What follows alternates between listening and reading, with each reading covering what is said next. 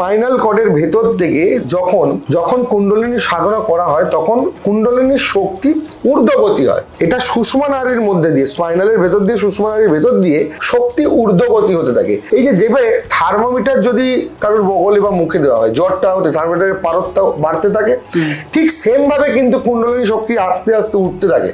That is called শিবলিঙ্গ। এটাকে বলা হয় কিন্তু শিবলিঙ্গ। আচ্ছা, আমরা যে বাইরে শিব শিব শিব এই দেখছি, এত ছবি এত কিছু, এটা তো কৃত্রিম ভাবে মানুষ বানিয়েছে। শিব বলে পার্টিকুলার কোনো ব্যক্তি হয় না।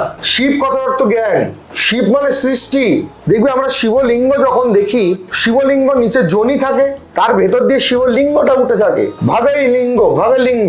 আবার ওটাকে বিশ্লেষণ করে ভগবান, ভগযুক্তবান, এটাকে বলে সৃষ্টির রূপ।